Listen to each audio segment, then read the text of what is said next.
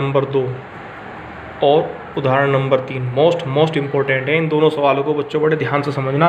तरीका एक ही है और इस तरह के प्रश्न भी बहुत ज़्यादा पूछे जाते हैं। ज़रा समझिए पहले सवाल क्या है और हमें इसमें करना क्या है। देखिए क्या दिया हुआ है, यदि समीकरण द्विघात है, दो घात वाली है, पी एक्स स्क्वायर माइनस के क्यू एक्स प्लस के आर बराबर 0। द्विघात है, दो घात है तो दो मूल होंगे, ठीक है। के मूल इसने कह दिया अल्फा बीटा है, अर्थात इसने दे दिया कि इस समीकरण के मूल क्या है। देखिए दी गई समीकरण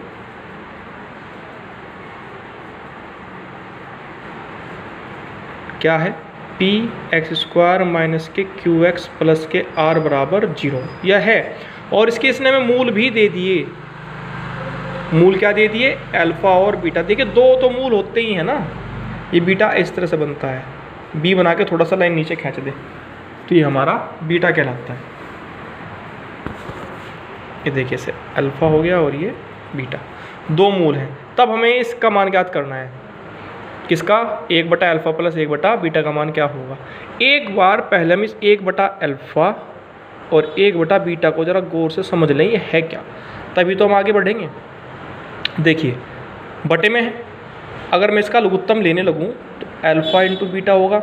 यहाँ पे बीटा की कमी तो ये बीटा हो गया और यहाँ पे अल्फा की कमी तो ये अल्फा हो गया। ज़रा ध्यान से देखो ये क्या है, alpha plus beta. Alpha beta क्या थे हमारे मूल, तो एक तरह से मूलों का योग हुआ ना। समझिए बात को बहुत ध्यान से, ये क्या कहलाया, मूलों का योग। और ये क्या हो रही है, दोनों की गुणा, अतः यह क्या कहलाया, मूलों की गुणा। तो हमें सबसे पहले अगर ये सवाल करना है तो इन दोनों को लाकर अपने पास रखना होगा। जब हम इसको इस्तेमाल करेंगे तो इसके बदले जो योग होगा वो रखेंगे, जो गुणा होगी हम वो रखेंगे। तो सबसे पहले हम मूलों का योग और मूलों की गुणा के लिए कार्य को करते हैं, समझ गए, ठीक है। चलिए मूलों का योग और मूलों की गुणा शुरुआत करते हैं। तो क्या कर रहे हैं हम, दी गई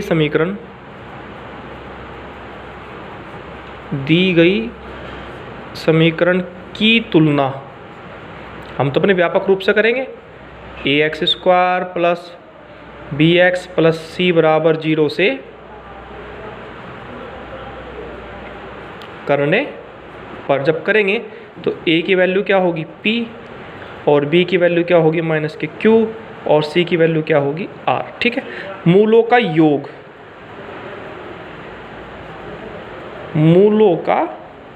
योग अल्फा प्लस बीटा अर्थात माइनस के b बटा a माइनस b की वैल्यू माइनस के q और a की वैल्यू p, तो क्या निकल गई है, प्लस के q बटा p, ठीक है। मूलों की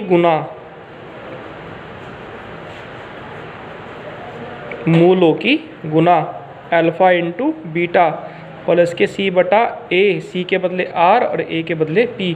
देखिए ये रही मूलों की गुणा, मूलों का योग और ये रही मूलों की गुणा। अब प्रश्नानुसार, अब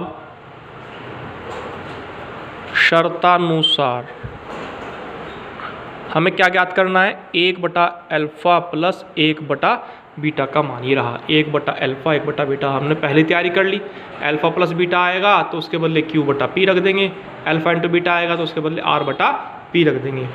हम तैयार हो चुके हैं। लघुत्तम अल्फा बीटा, ये यहाँ पर बीटा और ये अल्फा।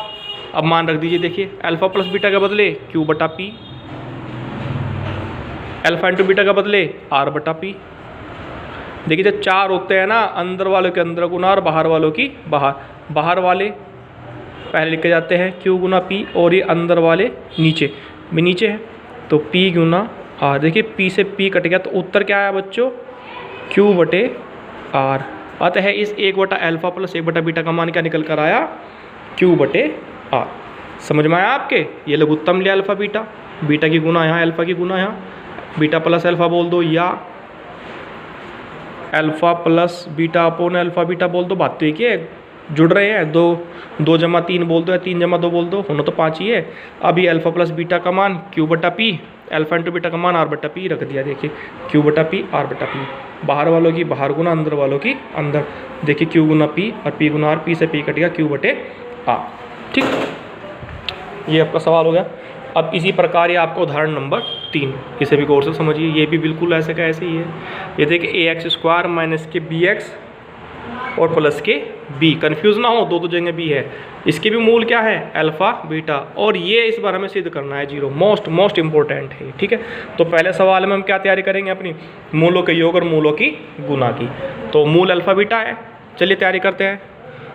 दी गई समीकरण क्या है हमारे पास समीकरण, ये ए बी मारा है तो बड़े ले लेते हैं, ax² bx c बराबर 0 से तुलना, पहले तो समीकरण नहीं लिखते हैं हम अपना इसमें।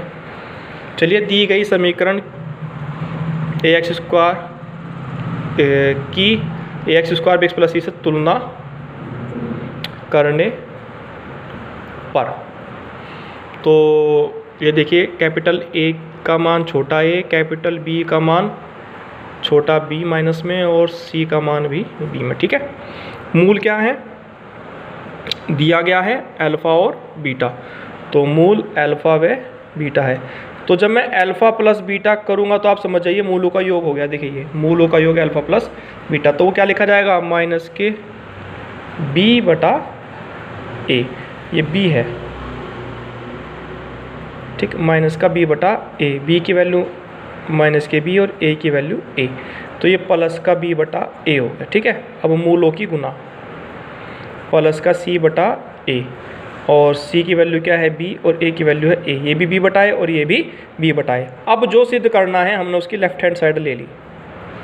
सिद्ध क्या करना है, वर्गमूल में अल्फ़ा बटे बीटा प्लस बीटा बटे अल्फ़ा, ठीक है, माइनस के b बटाए बराबर 0, ये हमें सिद्ध करना है। करते हैं, हमने लेफ्ट हैंड साइड ले ली, क्या ले ली, वर्गमूल में अल्फ़ा प्लस बीटा प्लस वर्गमूल में बीटा बटे अल्फ़ा माइनस वर्गमूल में b बटा a बराबर, ये तो 0 लेकर आना ही है, हमें लिखना थोड़ी है। जब हमने देखिए सिद्ध करना है कि इस पक्ष का मान ये आना चाहिए, तो हमने ये पक्ष उठा लिया, अब इसे उठाकर जब हम लेकर चल पड़ेंगे तो उत्तर क्या आना चाहिए हमारा, 0। तो एक तरह से सवाल का उत्तर मिल गया कि इस सवाल का उत्तर 0 है, और वो आपको बनाना है नियमों से। चलिए शुरू करते हैं अपना। ये यहाँ पर अल्फ़ा बटे बीटा प्लस बीटा बटे अल्फ़ा है, मैंने इसे इस तरह से लिखा, अल्फ़ा बटे बीटा बीटा बटे अल्फ़ा माइनस वर्गमूल में b बटा a, ये अल्फ़ा बीटा वालों का लघुत्तम ले रहा है, इसे अलग से रखा, तो ये हो गया बीटा अल्फ़ा, इसकी गुना जब इधर होगी अल्फ़ा इंटू अल्फ़ा, जब इसकी गुना इधर होगी तो वर्गमूल में बीटा इंटू वर्गमूल में बीटा माइनस के वर्गमूल b अपॉन a, ठीक है। वर्गमूल में एक जैसे है, जब वर्गमूल में एक जैसे है तो वर्गमूल हट जाएगा, ठीक है। तो ये क्या बन गया, अल्फ़ा और ये बन गया बीटा, और ये वर्गमूल में अल्फ़ा इंटू बीटा, और ये माइनस का निशान वर्गमूल b बटा a। चलिए अब जो हम देकर चले थे ध्यान से देखिए, अल्फ़ा प्लस बीटा का मान क्या है, प्लस का b बटा a रखे, इसके बदले b बटा a बटे, और ये वर्गमूल में अल्फ़ा इंटू बीटा का मान भी क्या आया, वो भी b बटा a आया, ये रख लीजिए b बटा a माइनस वर्गमूल b बटा a। देखिए जब आपने यहाँ पे दो एक जैसी वर्गमूल संख्या का वर्गमूल हटा दिया तो हम यहाँ पर इसे भी तो 2 बार वर्गमूल में लिख सकते हैं, b बटा a को ऐसे देखिए b बटा a इंटू b बटा a, और ये नीचे आपका b बटा a माइनस वर्गमूल में, क्यों किया, जिससे कि एक b बटा a से एक b बटा a कट जाए। ध्यान से देख लीजिए, देखिए ये b बटा a था, इसे 2 बार वर्गमूल में लिख लिया, क्यों लिखा, क्योंकि नीचे वर्गमूल में था, ये सरल हो गया। अभी क्या बचा, वर्गमूल में b बटा a, और ये भी माइनस का वर्गमूल में b बटा a, अब ये प्लस माइनस ये भी सरल हो गया, तो क्या बच गया, 0। यही हमें सिद्ध करना था। बड़े गौर से देखिए उदाहरण नंबर 3 को, देखिए वर्गमूल में अल्फ़ा प्लस बीटा बटे बीटा प्लस अल्फ़ा, वर्गमूल में अल्फ़ा बटे बीटा प्लस फिर वर्गमूल में बीटा बटे अल्फ़ा माइनस वर्गमूल में b बटा, इसका मान 0 लेकर आना है।